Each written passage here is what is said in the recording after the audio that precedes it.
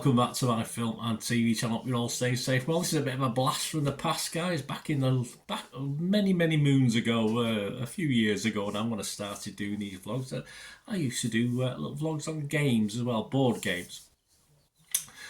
So I've done quite a few. There's quite a few on the channel. You want to check those out. One of my most successful ones was based on a TV show called The Chase. That was is my most watched vlog that I've ever done. So yeah, I've done a few over time, and of course I've got quite into something called Traitors, or The Traitors. I'm sure some of you have watched this and some of you come onto this because you love it. So I thought I'd have a look at the board game. It appeared, I work at Asda sort of part-time. Of course, it appeared at Christmas time. I was going to buy it. It was only £18 and I just never got round to it. Of course, by the time the new year had come, they'd all gone. But then one was returned. Yes, one was returned, and I got it for the princely sum of about £12 after discount, etc. And the fact it had been returned open, so stuff like that. So yeah, I thought I'd have a look at it. We'll have a look at what we've got, and yeah, there it is. Here's the box. Here's the box of it. Fantastic. So we're gonna have a look at this today. So and come up and see how well it's been transferred to a family board game. Of course, you can't capture the true essence of it, can you? But we'll have a look at that today. Please, if you are new to the channel, push that subscribe button, push the bell notifications, everything film and TV and games. Of course, I might do one or two more of these in the future. But yeah, as I say, it was something I did quite a few of back in the day, so check those out. All your comments are very welcome on this game, of course, so you've been playing it, and little tweaks. I do little tweaks to games. If you've ever watched any of my games, you know, I like to sort of expand on what they are. Sometimes the rules aren't really complete for me. With some games, you have to make up your own little bit of fun as well.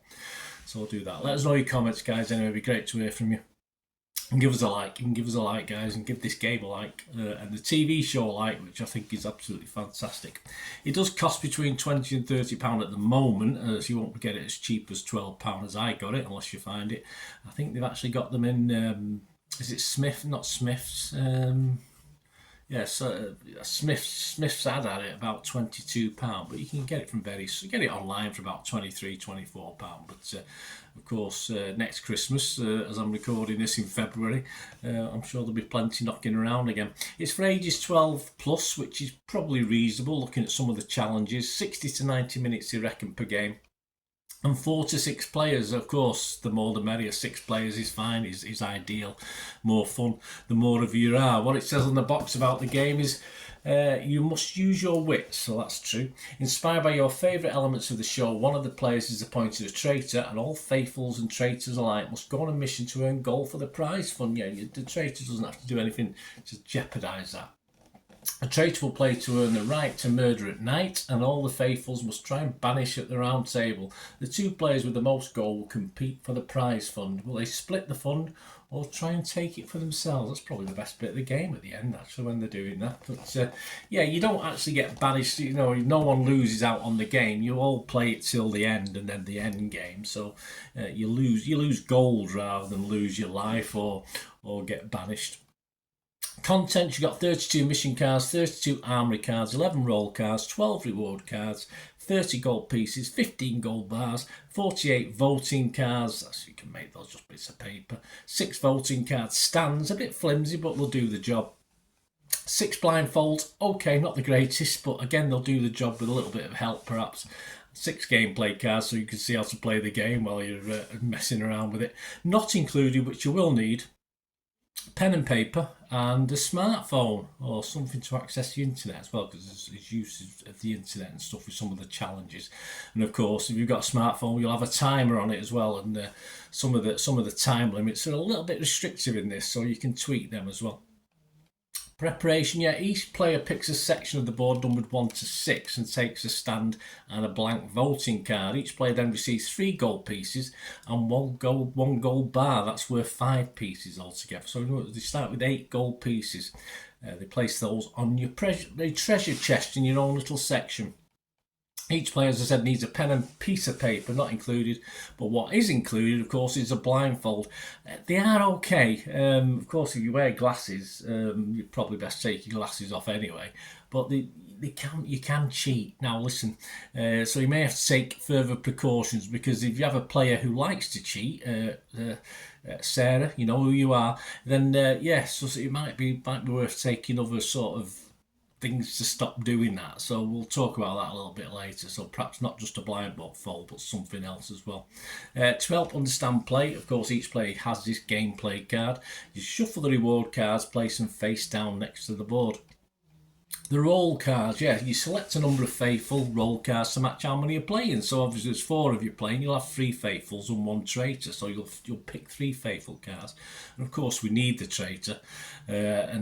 There are 6 adventures, so the traitor only appears at the start of each little pack of adventure cards. So that is mixed in with the faithful, of course, and they're dealt face down as roll cards to each player. So obviously you don't want to know who the traitor is by him having a different card, do you? There are 6 adventures. These cards must be left in order and not shuffled because obviously they're in a set order. These are dealt to players. These are the actual roll cards. And of course, the Traitors card has assignments. So traitors don't sit there reading because people will see what you're reading because the faithful don't have assignments on their cards. So you literally just deal the cards and don't look at them. That's the thing. Don't give anything away. As a traitor, you've got to be very clever, as we know in the actual game itself. The adventure cards, which include 4 mission cards and 4 armory cards, alternating, are placed next to the board. Remember, don't shuffle them, whatever you do. What is the game objective? Well, you all work together during missions to earn gold for the prize fund. The 2 players at the end of the game to have the most gold in their personal treasure chest compete for the prize fund as well at the end of the game. The traitor also must complete assignments, that only he knows about to earn the right to kill a faithful in the night phase. Well, you don't kill him, you take some gold off him. A successful murder loses gold pieces for a faithful whilst the traitor earns, but the traitor is not given away by collecting the gold there and then. He will collect it at the end of the game. So anyway, we don't want to give too much away, do we? Gameplay hints, faults and tweaks perhaps. Well, there are only 6 adventures for a start, so if you really like this, you are limited. Therefore, games, there's no, I've looked on the site, there doesn't seem to be any additional missions to buy. They might be doing Goliath if it's a popular game, I'm not too sure. And you can't really replace some of these either. By me looking at Adventure 1, there's certain parts of the game that's sort of ruined for me now. So if I play it with my friends and family, I'd have to ignore Adventure 1 because I know certain things that the traitor might have to do, etc. So if you've got friends, if you've got people who play this, you can probably set little missions for each other, so that and obviously transfer it that way if you get desperate and want to play more missions. But of course, I'll leave that for you to do in the comments section if you know of any extra missions or you've got your own missions perhaps. An adventure itself has 4 rounds of 4 phases. Mission round, the round table, the armory, and the night round. So 4 altogether, and you repeat these 4 times. I've looked through the adventure one to get the gist of the game, but when playing with friends, as I say, that'll mean I can't really play that because I know certain things now. But before we carry out the mission one, we have a blindfold section. This is where the traitor checks his assignment for the first task, if you like, the first effort. Every mission he's got an assignment to complete that the others shouldn't really know about, otherwise it could cause problems. The game suggests a 20 seconds time, and if you put the blindfold on, and then obviously all stand up and bang on the table to distract, it might not work particularly. As I say, you can see through the blindfold. So if you've got a big room or you're in a big room, perhaps you can move to certain, just a little bit away from the table, but get everyone to move around so you can move. You're only looking at an assignment on a card, so it doesn't really matter, does it? Just so long, or even turn your back to each other, so you can't actually see each other anyway. And obviously, all people hold the roll card in their hands, so they've got to have something in their hand. But obviously, one of them's reading the assignment. So there's little tweaks you can do to try and make it better if you're a bit worried that someone's going to cheat. Sarah, again, I told it, Shu. So there you go. I mean, the game suggests a 20 seconds time. You can do 60 seconds. It doesn't matter what it is. It's up to you. And then, of course, at the end of that, you can actually put a towel on your head if you want. It might add to the fun. So put your blindfold on and put a towel over your head as well. Then it's, and shut your eyes as well. And just do things like that. Just Because at the end of the day, if someone spots someone doing something, it sort of ruins the game anyway, doesn't it? And just add to the humour of it as well. Then it's on with the mission. You may have to find something on the internet. As I said, that's why we might need a smartphone within a certain time limit, or you have to find it within so many links. You know, you go on a page and you have to get to another page within so many links as it is. And the traitor may volunteer to use his smartphone or something like that. And you might, or someone's got to use a smartphone. It could be the faithful. So obviously it might be something needed. So keep your eyes open for anyone who does anything a bit silly in these tasks, because obviously that might be the traitor, which of course you can discuss and sort out later on.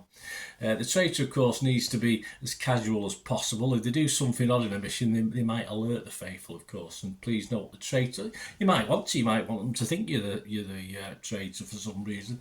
But the traitors' assignments are never aimed at jeopardising the mission. It's just something they have to do to try and win money for themselves. If the mission is a success, if you complete it, you put any gold won in the prize funds section of the board. The phase 2 is the round table. Yes, this is where you discuss. Players now vote on who they think is the traitor. They can discuss suspicions, etc. Tweaks to this, you could put a limit on it, of course. We don't have Claudius stepping in to stop things.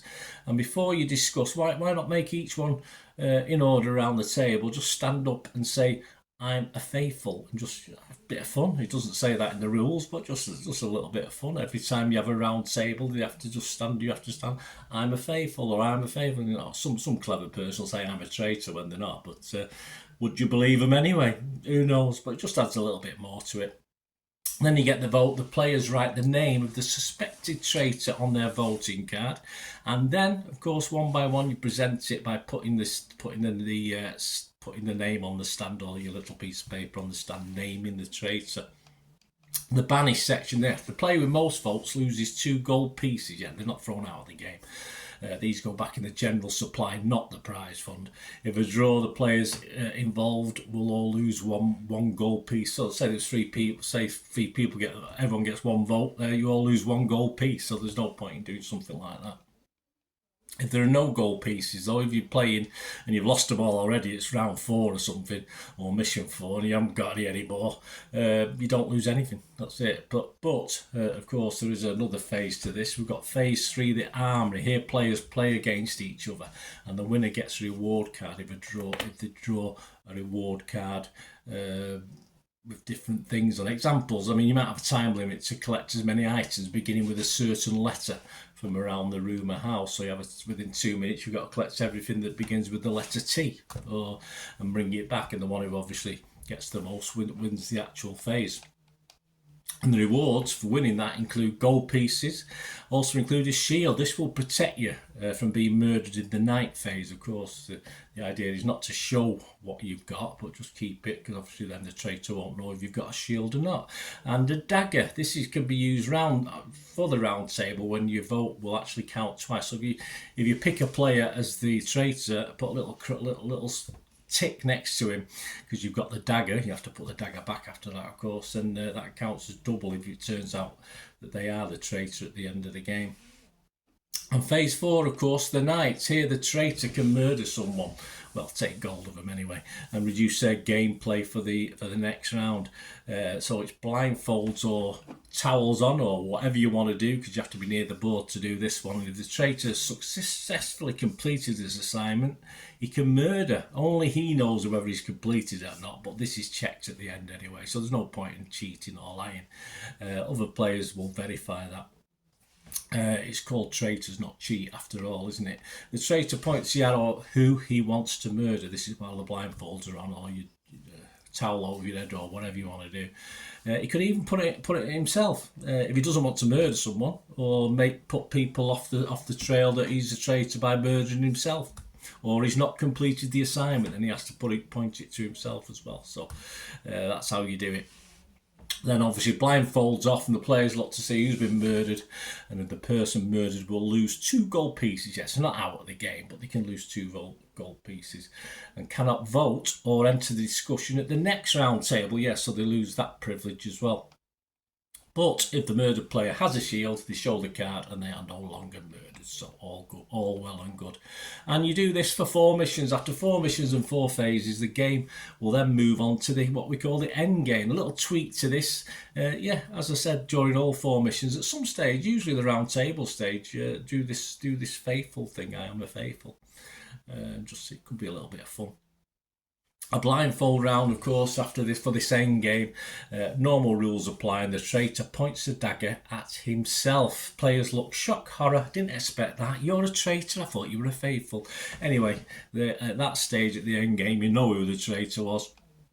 The player must then agree that the assignments were carried out correctly to commit the murders. If not, gold could be returned to the players who were incorrectly murdered. Each faithful receives 2 gold pieces for every time they've written down the traitor on their voting slip, and it's doubled, of course, if you've ticked a little box because you had a dagger at the time.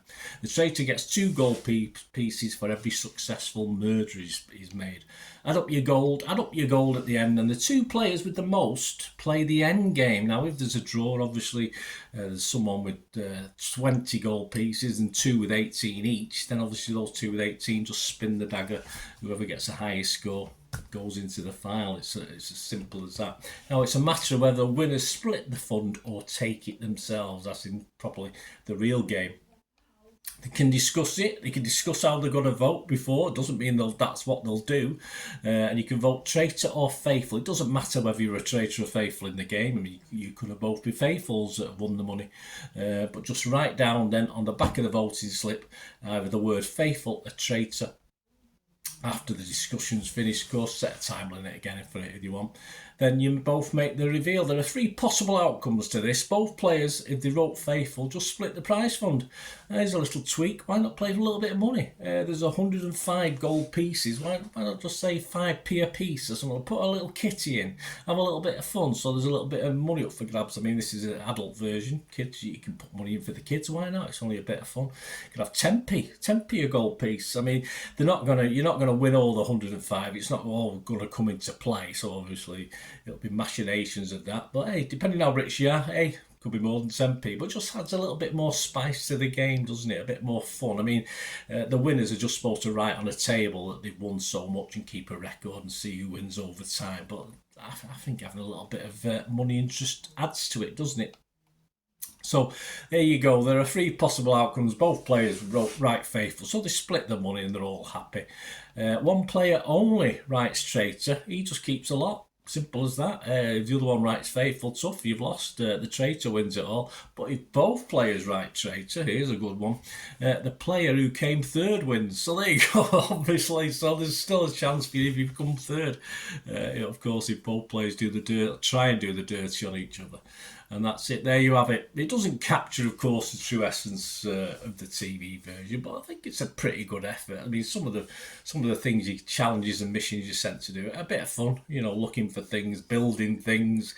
You know, if you've ever been to a job interview and they make you build different things, I mean, this is part of the game. You know, you might be looking for something, building something, creating something, spelling something, doing various things. There's lots of different challenges. So, as I said, even though there's only 6 adventures, there's no reason why you can't come up with an adventure and share it with someone else, and they'll come up with an adventure for you if you really want to play more games. But of course, I've mentioned certain tweaks. You can add other tweaks to it. It doesn't really matter. I think it just adds to the game as you're playing and exploring. I'll be playing this. We do have not as often as we used to before COVID, but we do a games night. So this will be being taken to our next games night. So I'll have a bit of fun with that. And let me know if you've got the game. Let me know anything you found out or anything you preferred. You know, or is having a towel on your head? It might be funny, but you know, is there a better way of doing that? You know, of course, if you turn your back to the board, you can't do certain things, can you? You can't actually move the dagger and stuff like that. So come up with ways of doing it, and you go into different rooms. But obviously, if you're reading something, that's okay. But as far as moving the dagger, you have to be at the table. So if you all do this on the table while the traitor does it and then moves the dagger, I mean, hopefully someone won't notice. But there's a little quirky things like that may ruin it slightly. But so let us know anyway in your comments, guys, if you discovered any ways of doing it. It'll help other people watching this as well. Just put it in the comments section, and of course anyone watching this. will get the benefits. There you go. So if you've got the extra missions, let us know. Because six, if you like it, and I think it's a very likeable game. I don't think six adventures, if you like, will last very long. Anyway, hope you enjoyed this little look at the Goliath board game based on the entertaining various TV series, American, Canadian, Australian. I like them all, to be honest with you. The Traitors, of course, our version airs on the BBC. You can get other versions on the BBC as well. Let me know your thoughts, guys. Great to hear from you. Hope you enjoyed this heart back to a game review. Yes, like the old days. Let's try and do one or two more if you liked it anyway. But hope you enjoyed that, and it may have helped if you sort of were struggling with it. Some people, the rules I had to, you have to read them once or twice. It's like anything, and of course once you start playing, you discover other things. But I hope it's made it a little bit more doable for you to play the game. Go out and buy it and enjoy it, because I think it's worth it, to be honest with you. But don't pay silly money for it. Anything. Don't be paying anything more than £22-23 for it. I mean, if you can get it like me for £12 back of the net. But there you go. Let me know, guys. Anyway, great to hear from you. Till we meet again. The last one thing, please stay safe, everyone. Bye for now.